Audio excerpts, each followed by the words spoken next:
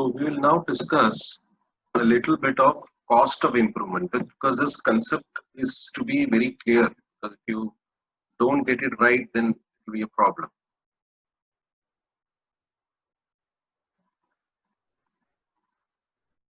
Okay. So what is cost of improvement?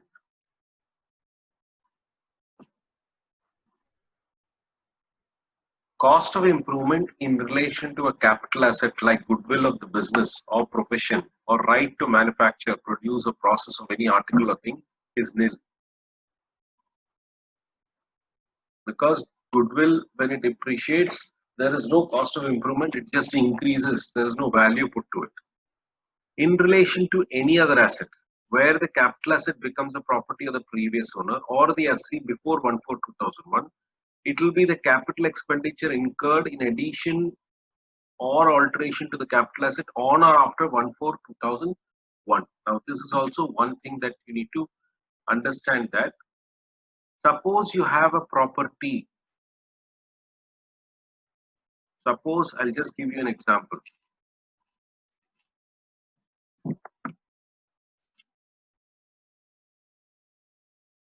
I'll just briefly touch upon it so that you understand. 2001 is an important landmark in capital gains. Previously, it was 1981. Now they have shifted it to 2000 because time has elapsed. What it means is, suppose you have bought a property in 1990. You have purchased, you have yourself purchased it. What it's saying is that you have a choice of adopting. Suppose you have bought it for 5 lakhs. Now you are selling in 2020. Now what they are saying is you have a choice, and 2001 the value is 8 lakhs. The market value, whatever is the value, then is 8 lakhs. Now what they are saying is when you are selling here, there is a sale value, less cost. Now cost will be generally, if it land and all, it will be indexed.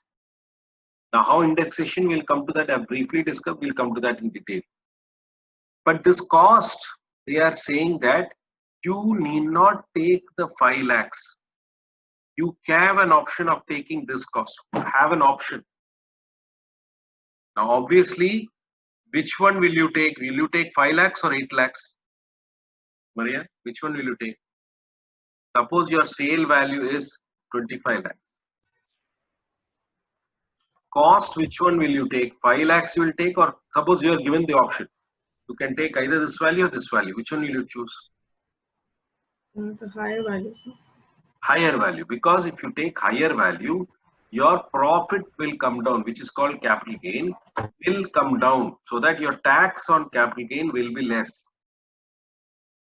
The choice is yours. Suppose, for example, this is 8 lakhs. For some reason, I mean, I'm not saying, sir, how is it possible? This is 8 lakhs. This is 5 lakhs. The choice is yours, right? So obviously you may take 8 lakhs. So that will be the value in 2001. It will override the value of 5 lakhs and take the value of 8 lakhs. And from there you'll have to do indexation and come to the value of cost here. This is cost, ordinary cost. It will be indexed cost so that your capital gain will be lower. This is something which you need to understand.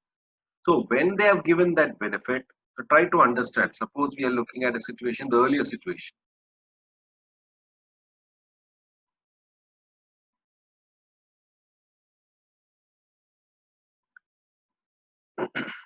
That it was 5 lakhs, now 8 lakhs. Now, obviously you will choose this. Now, when you choose this, any improvement, now improvement can be construction of second floor. This is a, or first floor. Suppose this is a house that you constructed first. This is the house that you constructed. Okay. Between 90, that is in 90 you constructed this. Between 90 and 2001, now what you did, you added one more floor. This will be called improvement, mind you. Please understand. It's not construction, it's an improvement of the existing. This is construction. This is improvement. Right? So therefore, when you take the market value of the property in 2001, will it include this improvement or not?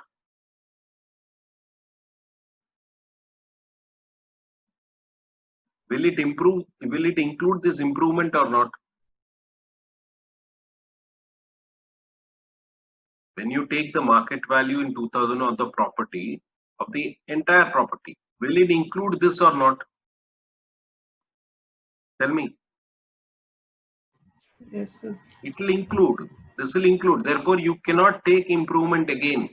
That is what you are saying. Where the capital asset became the property of the previous owner, that will come to that, or the asset before 1/4/2001, it will be the capital asset incurred in making the addition or alteration to the capital after 1/4. So after this again it goes on.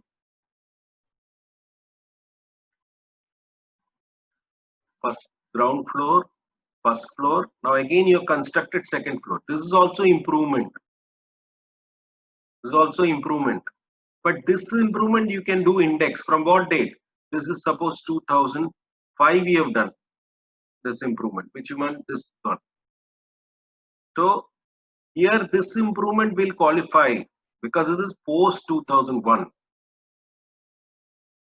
Any improvement prior to 2001 when you have already adopted the value of 2001 will not be considered, because it is part of the 8 lakhs. This is what we are saying. Again, I am writing. Where the capital asset became the property of the assessee before 1/4/2001, it will be the capital expenditure incurred in making any addition or alternative to the asset on or after 1/4/2000. So only this will be part of your improvement, nothing else. This will not be part of your improvement. That is this one. This one will not be part of improvement. Only this will be part of improvement. Why? Because when you have considered 8 lakhs, it is already includes this improvement. Plus this also, of course. Now, suppose I did not purchase it. My father purchased it in 1990. Right? Even then, the same thing will apply. That's why of the previous owner. So even if it is purchased by father, same logic will apply.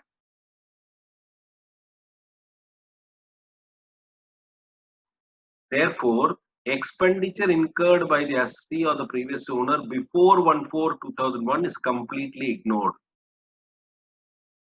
In other cases, in other cases, capital expenditure, in other cases acquired after 1/4/2001, all capital expenditure incurred in making any addition or alteration to the capital asset by the assessee or the previous owner after it became his property or the property of the previous owner will be considered.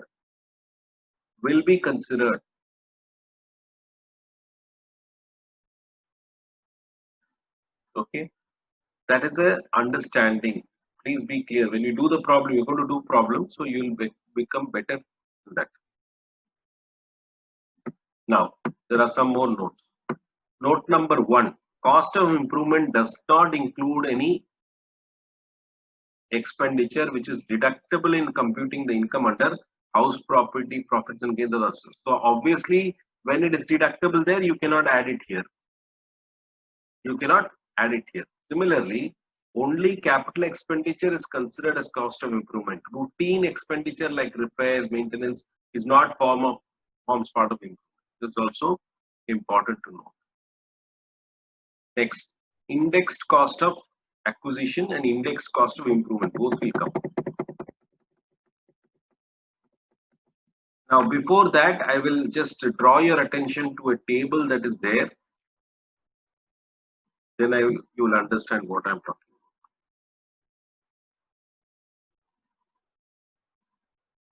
This is the table.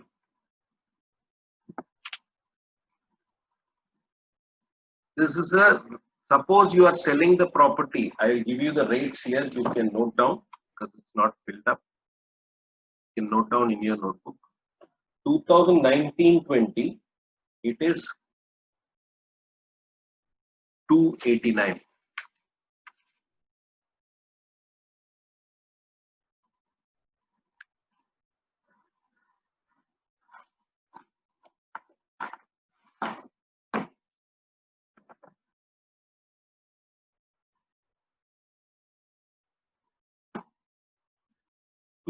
Please note it down. Huh? For your year, I think this will come.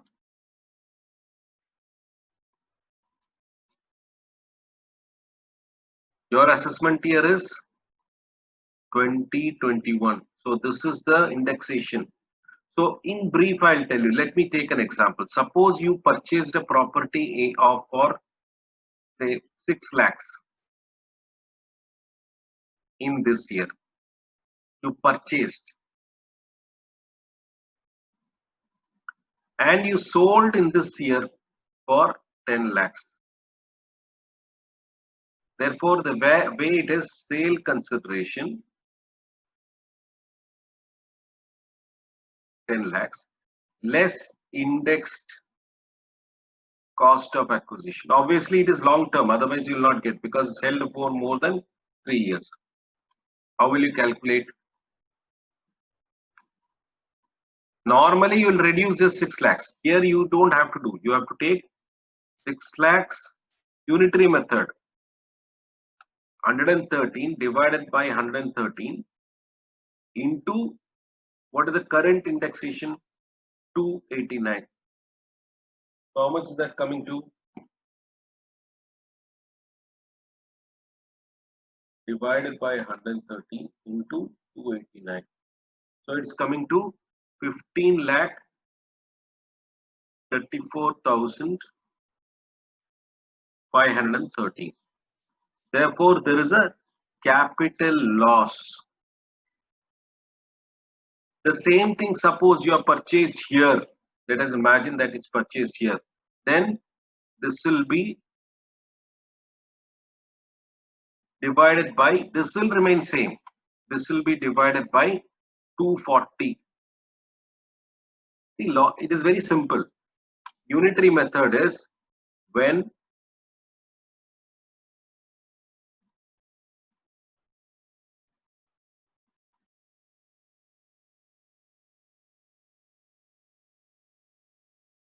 in 2014-15 it is 240. In 2019-20 it is 289. When it is 1, it is 289 by 240. When the value is, in this case, how much? 6 lakhs in 14-15.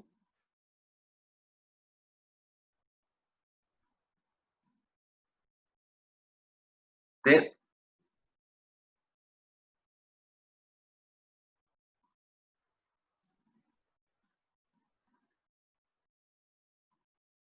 again, I'll explain. Once more, I'll explain.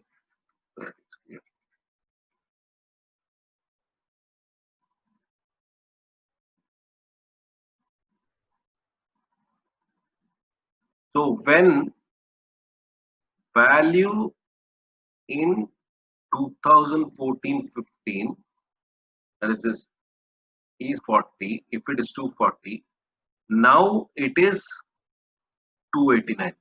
When it is 1, now it is 289 by 240. When it is 6 lakhs, then now it will be 289 divided by 2 lakh 40 into 6 lakhs. So that is coming to how much here? 6 lakhs divided by 240 into 289 is coming to 7 lakh 22,500. Therefore, now there is a capital gain. There is a capital gain which is 2,77,500. It is a capital gain, not a loss now. So it is only unitary method using this to index. So that means they are giving the benefit of time value for money. Your purchase then, suppose you have to purchase, it would have increased to 289. That is the logic. If you have purchased in 1415 at 6 lakh, had you purchased it today, it will become 289. That is the understanding here, nothing else. We are just telling that, nothing else. It's just unitary method. Don't go think about it, anything beyond that. It's simple unitary method. Okay, it's giving benefit to the assessee. Otherwise, how would have been the tax? Suppose indexation was not there, what you would have done? You would have to divide it by, reduce it by 6 lakhs here. Therefore, this would be 4 lakhs will be capital gain. So you will have to pay more tax.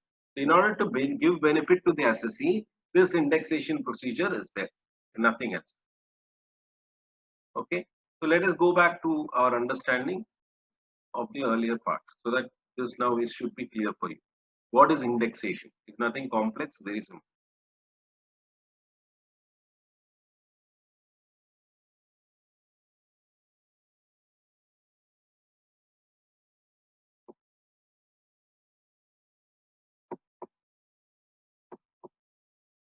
That is what is all about talked here. So you can check it out. So here, one or two things means the amount which bears to the cost of acquisition, same proportion as the cost of inflation to which that is transferred bears the cost in. This is what we just now discussed. But there are one or two things that we need to take care. One is asset is acquired by himself. There is no problem. Whatever we have seen.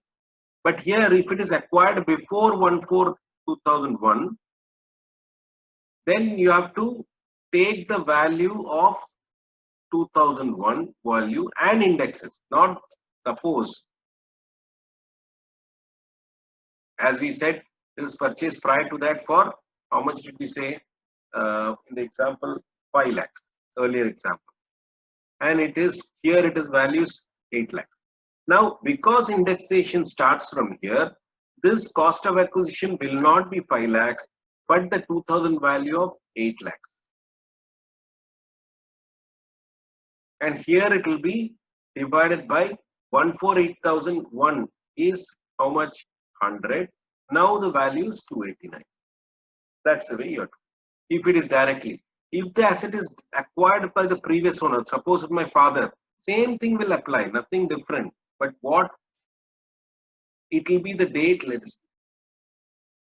Again, cost of improvement by the previous, cost of acquisition by the previous owner into CIA of the transfer divided by CIA of the transfer in the asset cost first held by the assessee or 1/4/2000, whichever is later. Now here you can take the cost of acquisition, but the date will be from when the assessee has held it, not from the date his father was holding it. The cost can be taken from the previous owner, but when did he get the property? From there you can do indexation. That is one exception that you need to take care. So CIA is in the year, this is important. Because he will not indexation get met because his father held it. So here you can take asset is first held by the assessee or from 1/4/81. Suppose it is purchased from by my father. This is 2001. Right? My father purchased it for 5 lakhs. And he gave it to me before this 2001. Suppose in 1995 he gave it to me.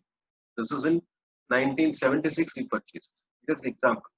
What is the value? It is 8 lakhs here. Therefore, same logic will apply. 8 lakhs. Now you are adopting this value because 2001 value into 289 by 100. But suppose it is transferred to me or given to me not here. It is given to me here. Here. That is in say 2005. Then everything is same, but this value I cannot take from 100. I cannot take from 100. I have to take the value of indexation from 2005-6. Suppose it's 2005-6. 5 it's not 2005-6. What is the indexation for 5-6? Can you tell me? from your notes? What is the indexation for 5/6?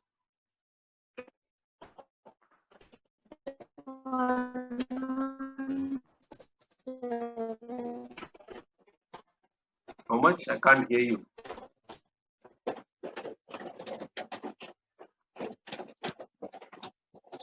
Venus, how much? 170. 170. So you have to take only 170. 117. 117. Why? Because it is you are holding only from that date. It's 8 lakhs you can get the benefit from 2001 because that is the held by the previous owner. That same value you can take, cost to the previous owner. And if you're taking 2001, that value can be taken. Okay, so just take care. These are things that you need to be careful. Same logic applies for improvement. Improvement, as I told you, one warning is that it will not be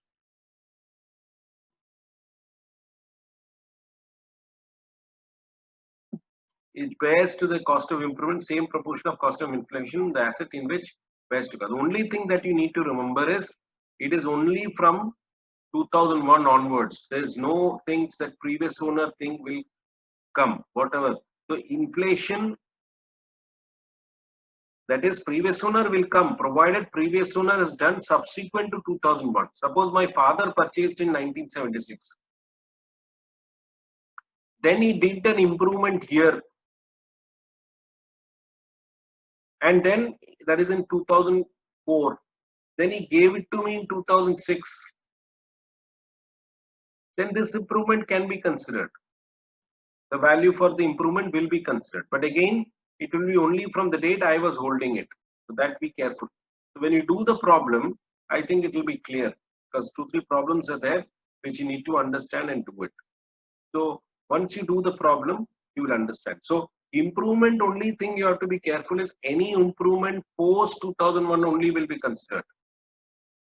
That means here you have to take the value of 8 lakhs. At that time, there is no improvement. This improvement comes subsequently. So you can consider the calculation. Any improvement here that I told you, this is first, this is second floor. This will not be considered. For both put together is a value of 8 lakhs. But later on, my father is doing the third part, that will be considered. So this will be considered separately. The 8 lakhs will be considered, plus this one also will be considered. Because 8 lakhs doesn't include this. Right? So when you do the problem, I think it will be clear. So let us look at problem.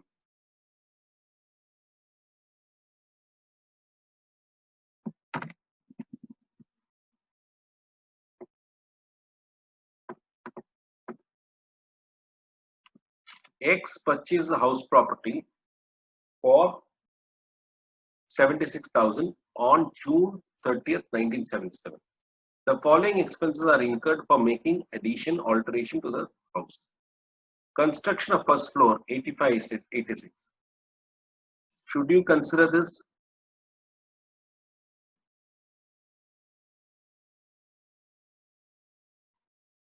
Should you consider this? Should you consider this? Please tell me. It is purchased in 77. Fair market value is 4,50,000. So once you consider 4,50,000, what all should not be considered? You should not consider this. You should not consider because this is prior to 2001. Right? Therefore, if you look at it, 2001 value is 4,50,000. So anything prior to that, which is purchase cost of 1976, purchase cost of 77, and improvement 85/86 of 1,10,000 should not be considered because we are already considering this. But 2003-4 improvement, alteration 12-13 should be considered. But here you have to do indexation. indexation, and also 4,50,000 you have to do indexation. So how do we do it?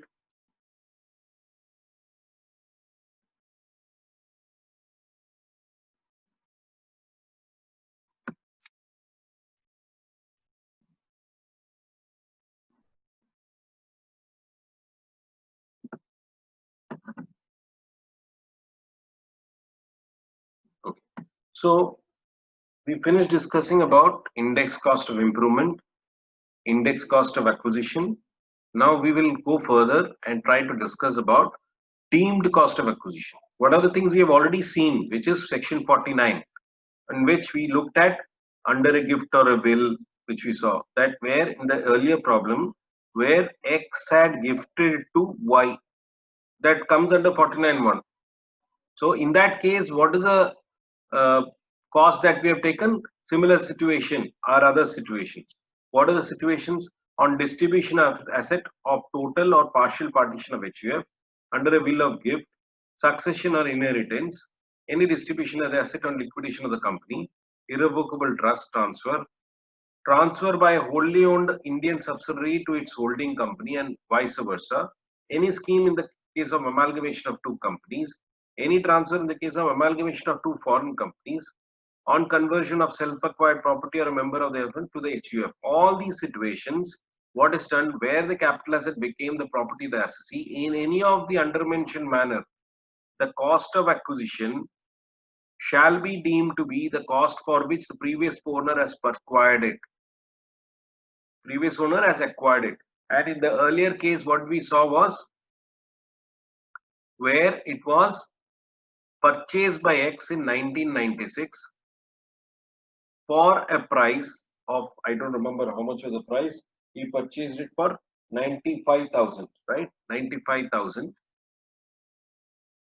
Market value, fair value on 1/4/2001 is 1,15,000, and he gave it to Y in 2005. So you can adopt the value of this value or this, whichever is beneficial. So even though it's saying he has acquired, this is acquisition value, but somewhere down we will discuss that there is a choice even in this situation to adopt the value of 2001, which we have discussed in the earlier problem.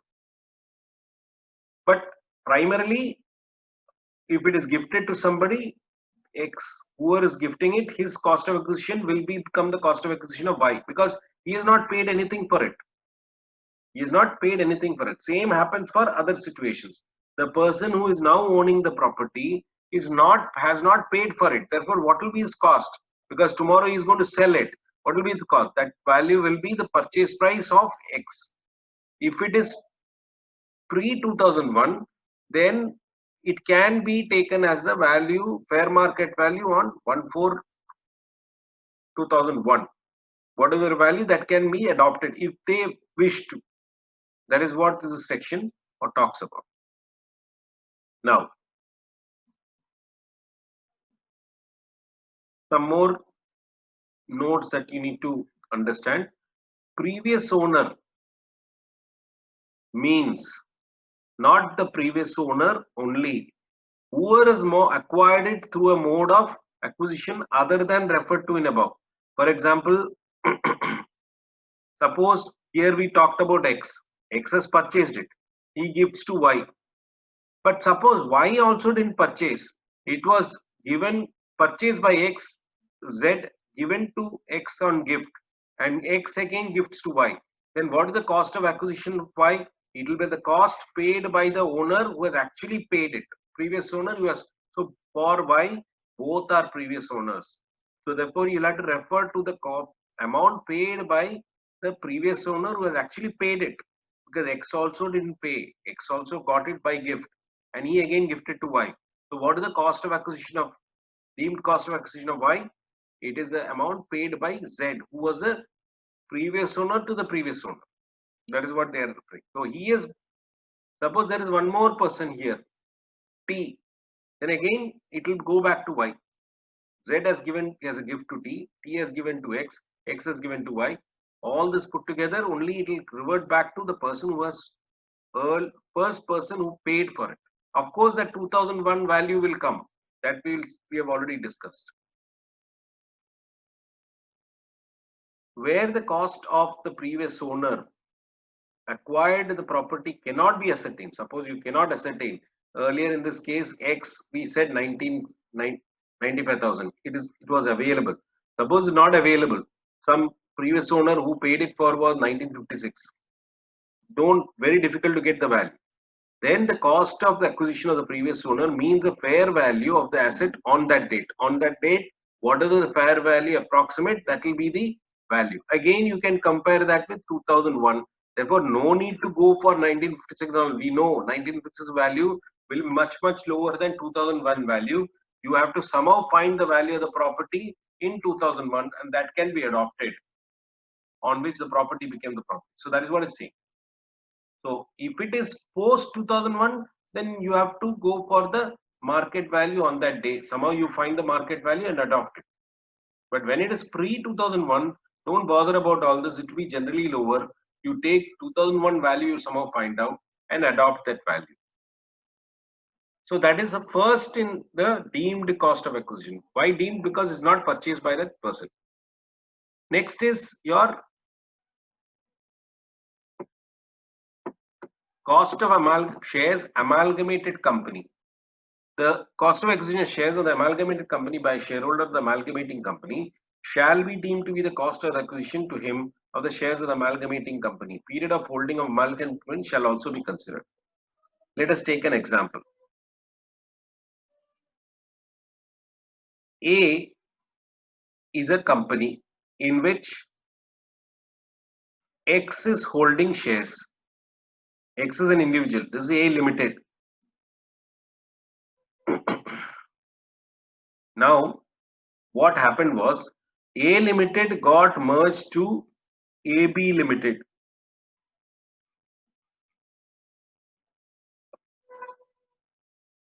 Because X was holding the share in A Limited, now A Limited is no longer there. It has become AB Limited. Therefore, X is now holding the shares of AB Limited. Now here, this is called the amalgamating company, closing company. And this is called the amalgamated company. So therefore, X was holding the share of A Limited. Now, because of this amalgamation, A Limited is no longer there. Therefore, now he is a shareholder. X is a shareholder of AB Limited. Now, what is the cost of AB Limited shares because earlier he was holding A. Now it has become AB. What is the cost? The cost will be what was the amount that was he paid for A Limited. That's what you're saying. So I will just explain to you the cost of acquisition of the amalgamated company, that is AB Limited, to the shareholder X of the amalgamating company A Limited shall be deemed to be the cost of acquisition to him of the shares of the amalgamated company A Limited. Period of holding in the amalgamating company, that's A Limited, shall also be considered, which means that he purchased in A Limited 2008. In 2018, it became AB Limited. X is the owner. X now sells it in 2019-20. Therefore, even though now he is a shareholder of AB Limited, which he got in his position in 2019, still the period of holding from 2008 will be considered, and he can do indexation from 2008. That is the meaning. That's why this holding period is very important.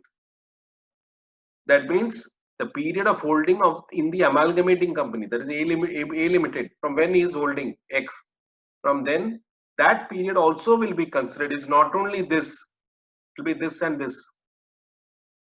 Because indexation you can get, your cost will go up. As a result, your capital gain will come down. That is the idea behind this section. Next, cost of acquisition in the case of shares debentures acquired on conversion of debenture, 49(2)(a). Again, similar situation where the cost of acquisition of shares debentures received on conversion shall be deemed to be that part of the cost of debentures deposit certificate in relation to shares which were acquired. Period of holding of the debenture shall not be considered. But again, here I think I will have to check that when we do the problem, we will correct it. But I think there is some, I was telling debenture is not there, but I think there is some correction there. I will check and tell you. So here what happens is that X is a holder of 100 debentures in X Limited, in P Limited. What is he holding? Debenture. What they do is they convert these debentures, some part of the debentures, into shares. And some part continues as debentures. Therefore, what they are saying is now that X is the shareholder of the shares in this thing, what is the cost of this? They are saying it is that proportion of the debenture only, because here he is not paid for it.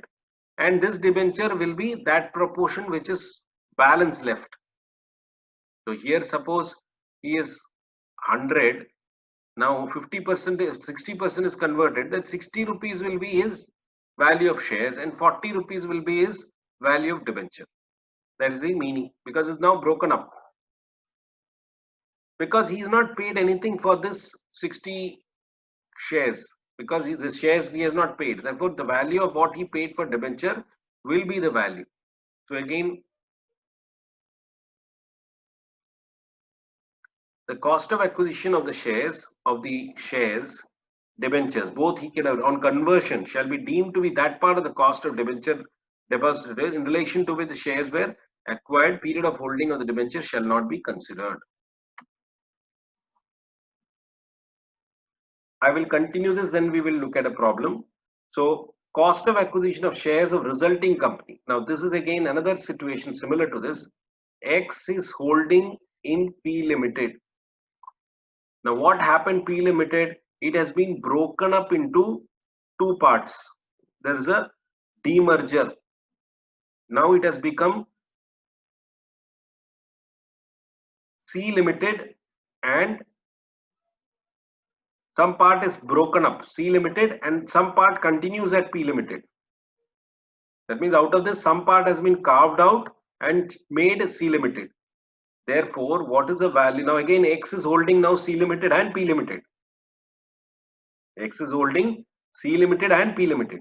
Now this is called the resulting company. This is called the demerged company.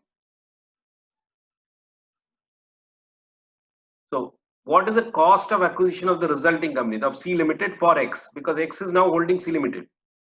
Shall be the amount which bears to the cost of acquisition of the shares held by the assessee in the demerged company, that is this one originally, the same proportion as the net book value of the assets transferred to the demerger bears to the net worth of the demerged company.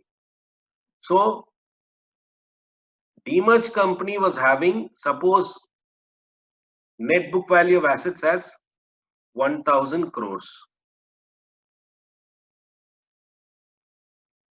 And the cost of acquisition for this guy in P Limited was, his total cost was say 2 lakhs. Out of the 1 crore of net book value of assets,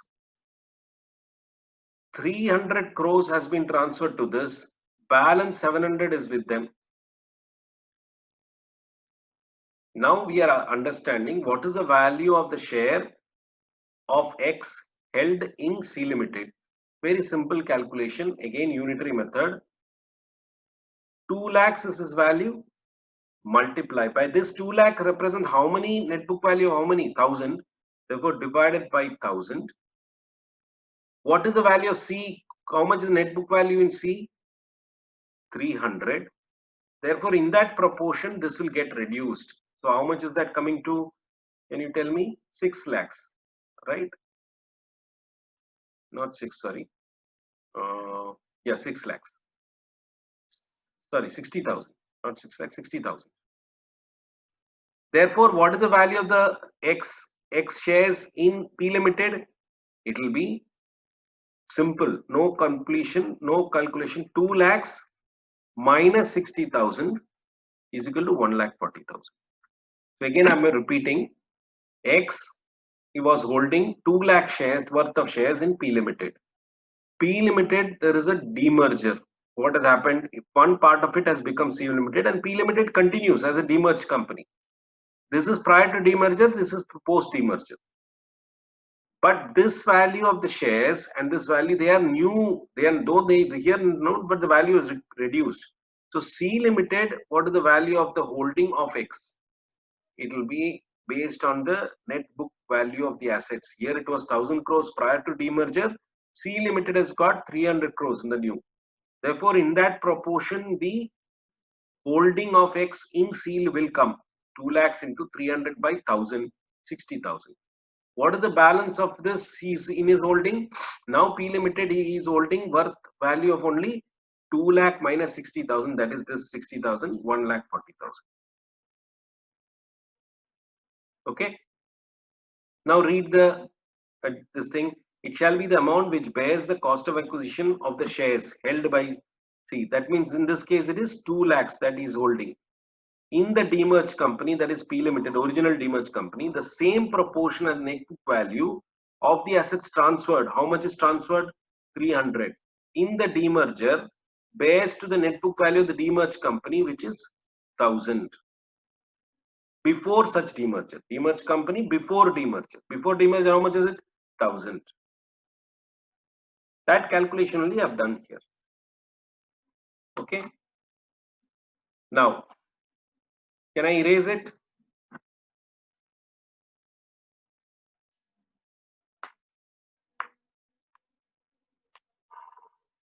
If you want, you can write it down with this example. Or there is a problem, we'll see. But if you want, you can write it down in notes.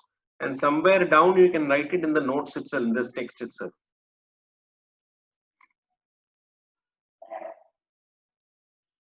Okay.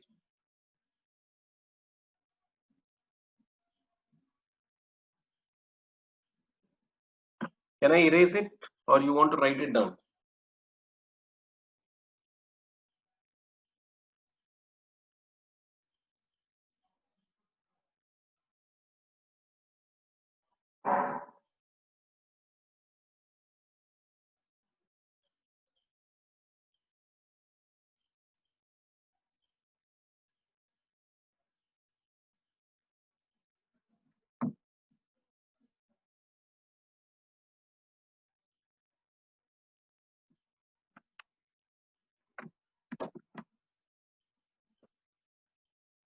Okay.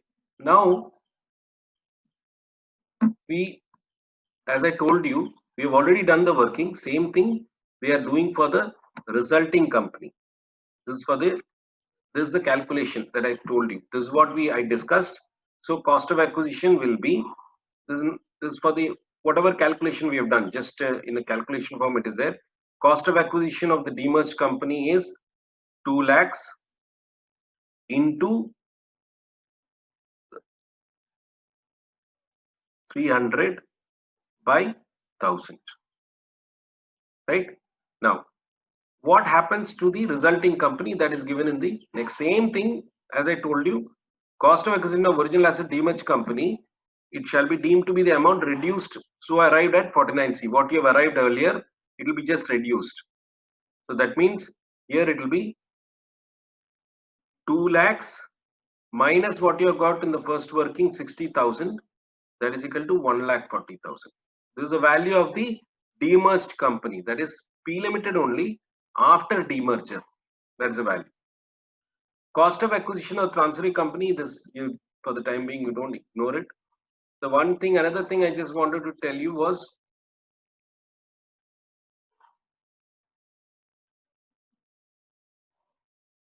this one. The cost of acquisition, as we have already discussed this, I'm just repeating it, where the cost is prior to 1/4/2001, where the asset is acquired prior to 1/4/2001, cost of acquisition or fair market value. In the example that we discussed, X had purchased for 95,000, market value was 1,15,000, therefore we chose. The same principle will be applied in case where assets are acquired under 49, which means cost to the prevalence either by will, gift, etc. That's why we applied it in the problem also. Is it clear? So same, we have already discussed this, just in writing it is there. That's it. So we will continue in the next class. This is most of the things that we have discussed is very important. Read it and keep it, because now we are, as you look at it, various other cost of acquisition. Now we looked at only deemed cost of acquisition. Now we are going to look at other cost of acquisitions in the next class. That will continue.